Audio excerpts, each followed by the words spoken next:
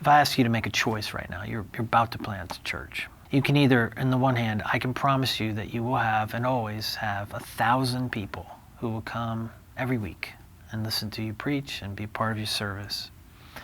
But if you accept that, you'll never have more than 100 people engaged in mission. That's option one. Option two is, I'll promise you right now, 1,000 people fully engaged in mission that are part of your community. But you'll never have more than 100 people that will gather for worship. What would you choose?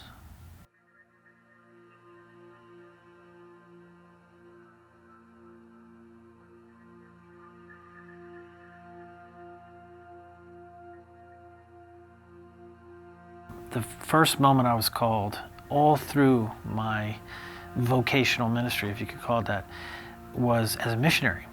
So, we learned how to raise money, we learned how to build teams, we learned how to plant. That's just part of who you are as a missionary. But because it was a domestic context, I think maybe in some ways it's a great gift to me, because your mind is kind of free.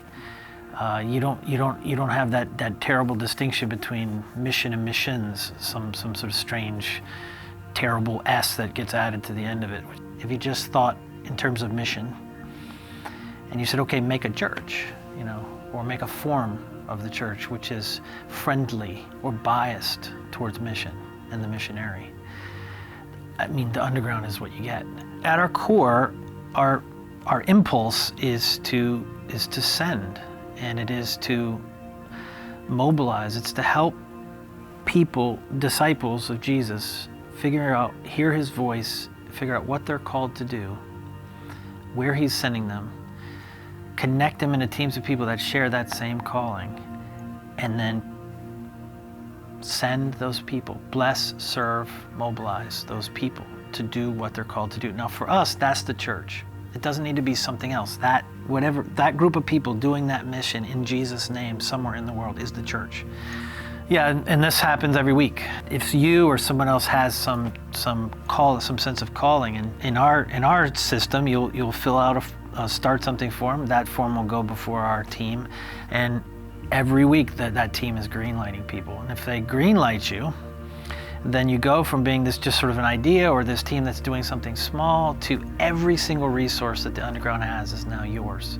So you now have a finance department at your disposal, which can do all your donation processing, all your payroll, can help you file your 990 or become a 501c3 or whatever you need to be, all for free. You have a media department that's ready to shoot a film or make a logo or design a website, all for you for free. You have a place to work. We have 24,000 square foot co-work space that just belongs to the community. So you now have a desk or a private office or whatever you need. You have a coach immediately. Our coaching department is going to provide for you a coach for free. All that stuff is for free. And if we can, we'll give money too. We want to give some grant, which I know is part of what almost all ministry startups need. But that's because every single thing we do, everything we try to do, is designed for them. It's designed for that exact person. There isn't a single thing in our ecosystem that isn't meant to serve them. Well, yeah, we're actually in a mall now. So we took the old Dillard's. That's our co-work space, is the second floor of Dillard's. We took what was an Old Navy, and now that's a sports complex. We have an indoor soccer field in there and a full weight set and stuff. But again, those are all just expressions of somebody's call to mission.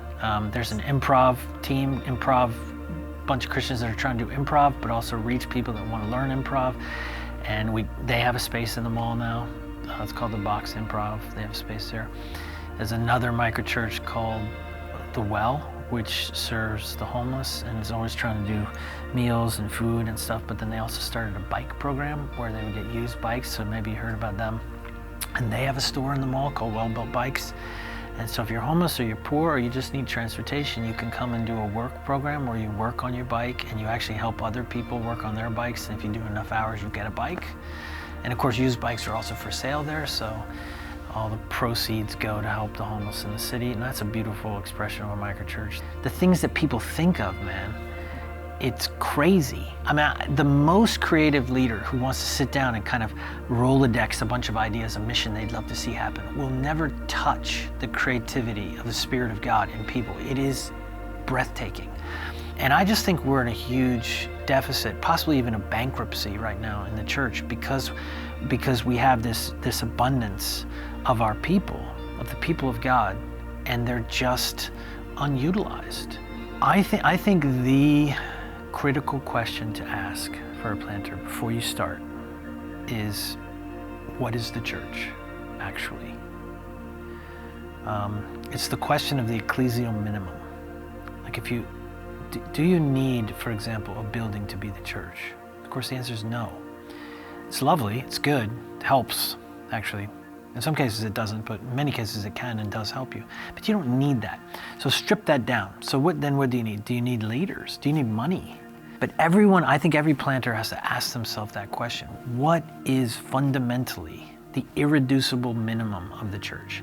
And once you know that, once you've come to terms with that, just do that as often as you can. If you want to launch a service, that's fine. There's nothing wrong with that. But that can't be it. That can't be what you're setting out to do. It should be a byproduct of the mission that's happening, not just in your life, hopefully starting with your life. Be a missionary first, and the church will emerge out of that. But let other people do it too. Give the sacred things of the kingdom and of the church back to its people, to its priesthood. Don't hog them, don't hoard them all for yourself. And I actually think that cognitive shift, if we can make it, if we really will make it, will radically change the way in which we plant churches. It will change the end result, the product of the thing we do, but even just the experience of those churches and the way that they understand themselves and the way that they exert themselves as an enterprise in the world. It'll just be totally different.